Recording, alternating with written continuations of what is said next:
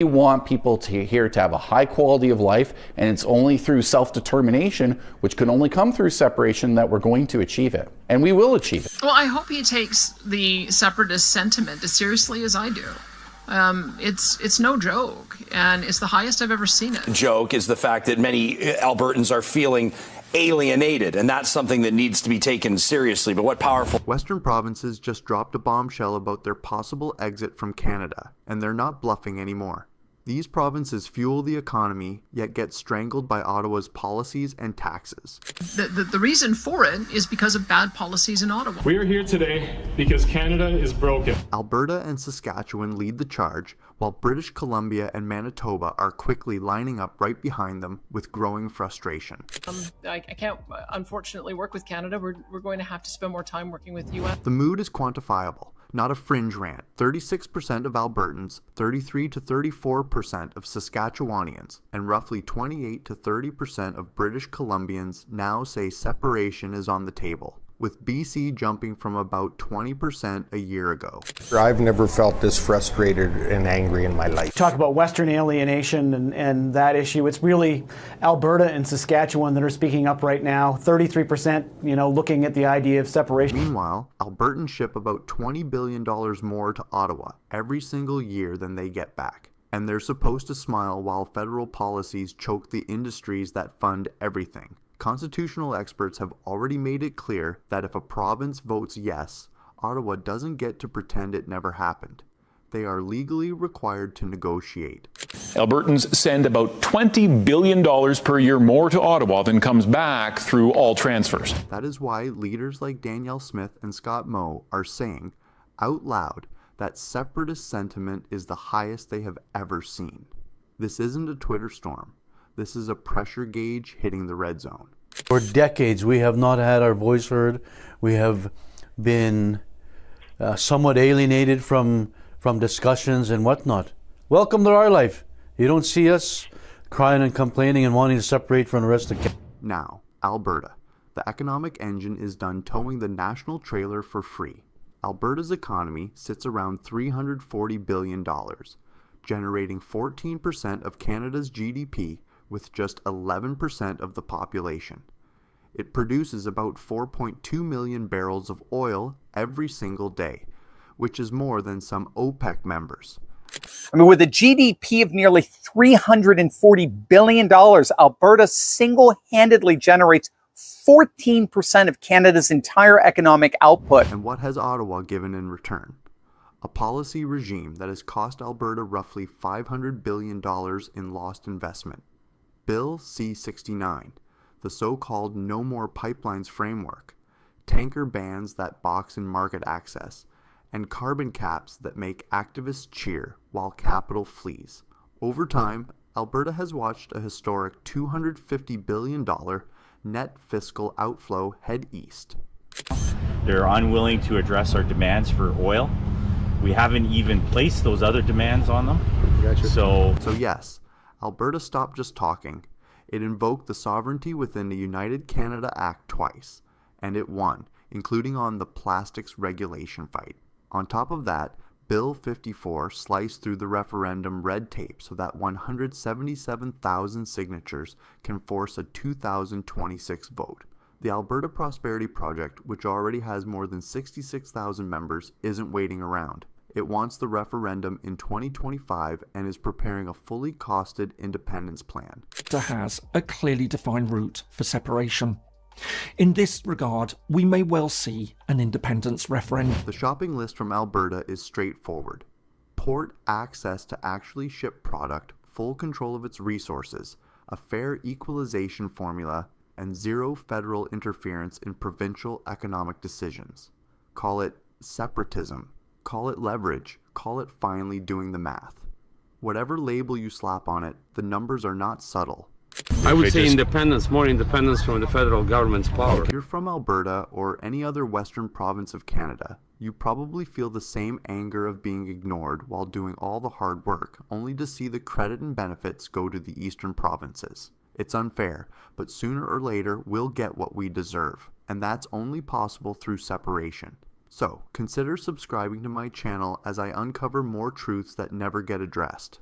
Back to the video. Saskatchewan is also running a similar play, just with an even messier legal backdrop. The Saskatchewan First Act is not a vibe, it is law, and it tells federal agents to stay off provincial project sites. A 125,000 signature threshold can put a separation referendum on the ballot. The support is there, about 34% overall and a head-turning 42% among young voters. Those are the people who will live through whatever the next system looks like, and they are already mentally pricing in an exit. But here is the big legal mind. More than 30% of Saskatchewan's land is covered by Indigenous treaty claims. It's about Alberta and Saskatchewan and their particular issues today. British Columbia used to be the one rolling its eyes at all this Wexit drama. But now, the eye rolls have turned into side eyes and sighs. Separation support in BC quietly jumped from around 20% to a firm 28 to 30%. And this isn't coming from some cranky logger in the backwoods. It's now coming from Vancouver and Victoria, the places that usually care more about brunch than breakups. And it's not hard to see why. We wish to be in charge as Albertans of our own nation. 17 major mining projects in the province are currently stuck in regulatory purgatory, frozen solid under Ottawa's red tape while investors bounce. Add to that the lovely bonus of receiving exactly $0 in equalization payments, and you've got a province wondering why it even bothers showing up to the federal family photo. The growing attitude: we keep giving and Ottawa keeps ghosting us. Alberta separation, yes, no, or undecided? More, I think yes. More yes? Okay. Even politicians who normally speak like a yoga instructor reading bedtime stories are finally saying it out loud. Independent MLA Dallas Brody, who's usually the most let's all just stay calm guy in the room, admitted that Western alienation is at an all-time high in BC. When even the mellow ones start getting agitated, it's not just steam, it's a pressure cooker.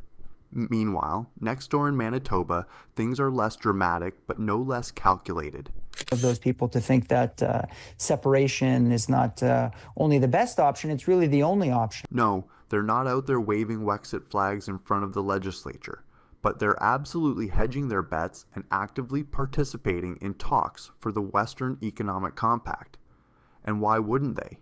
Internal models show that if Alberta and Saskatchewan walk, Manitoba could lose about 18% of its skilled labor force by 2026. That's not a minor dip in productivity. That's an economic defibrillator moment. The supply chain issue is also no joke. Manitoba's grain, manufacturing, and energy exports all rely on trade corridors tied directly to the west: rail, ports, road networks. If Alberta or Saskatchewan pull the plug, Manitoba's flow of goods turns into a bottleneck. No alternate routes, no quick fixes, just chaos. So, while Manitoba isn't yelling separation, it's absolutely whispering exit strategy in every boardroom it can find. Now that we're here, let's talk about the Western Economic Compact. This isn't some conspiracy cooked up on a Telegram channel or a half-baked meme group on Facebook. Alberta, Saskatchewan, BC, and Manitoba are now seriously drafting plans to trade more within the region, share resources directly, and basically cut Ottawa out of the middleman role. What started as a side hustle is now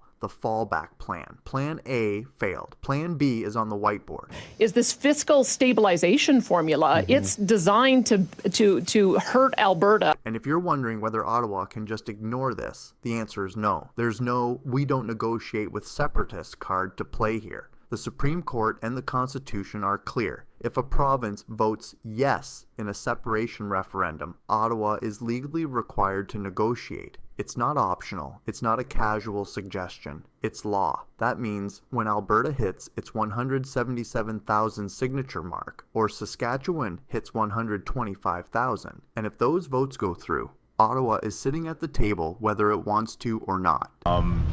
Canada's been milking us dry since 1961. They've taken literally almost $700 billion in federal taxes and spent them somewhere else.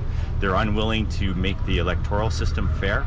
There's 32 seats. Now, there's also the political mess this is causing. Scholars are warning that Western alienation isn't just straining provincial relations, it's reshaping Canada's party system altogether. The more Ottawa pushes policies that don't land in the West, the more the West stops caring who's in charge federally. And it doesn't help that figures like Mark Carney, who are floating toward national leadership, keep doubling down on ESG first talking points while Alberta bleeds investment. Out West, it reads like a bunch of marketing slogans about climate optics, while real people lose jobs and towns lose industry. Police car. And you know you're an Alberta separatist when you don't even care who wins the next federal election. You're already beyond that. We're not going to be playing by anybody else's rules anymore. There are a few policy flashpoints to watch. Carbon caps are already on fire as a point of contention. Any attempt to revive plastics regulation or expand it, same result. Equalization renegotiation, tanker bans, pipeline approvals or rejections. Every single one of these is a fuse waiting to be lit. Any one of them could accelerate or stall the Wexit push, depending on how Ottawa plays it. But so far, they've mostly been fumbling the matchbox. One, and the other one is federal government is like equalization payments. They're taking so much money. So now we're staring down a 24 to 36 month roadmap where every move matters. Alberta Prosperity Project wants a referendum in 2025. The province's own official threshold through Bill 54 sets 2026 as the timeline if the signatures come in. It's not a matter of if anymore, it's when. And when that happens, there will be court rulings, new provincial legislation, and sovereignty frameworks being formalized while lawyers start prepping for everything from port agreements to pension division. Quebec chose to lower its taxes. Albertans would likely be outraged if Ottawa sent more money east to compensate. So the answers: if a province votes yes, Ottawa is obligated to start talking terms. That means border questions, infrastructure control, federal assets, military bases, currency agreements, and even the fate of Canada Pension Plan contributions. Treaty land litigation alone could stretch across a decade, not just through Canadian courts, but all the way to the UN. BC's role here becomes pivotal. Whether mining project approvals come through will determine if the province stays half in or fully leans into the compact. Same with Manitoba. If it gets the labor and trade stability it needs, it might stick with the Federation. If not, expect those quiet hedges to turn into action. One of the ways that Western alienation has had an enormous effect on Canadian politics has been as a driver of change in the party system. Ottawa's only shot at cooling this off is a big policy pivot, something like overhauling equalization payments, easing carbon restrictions, or finally approving major Western infrastructure projects.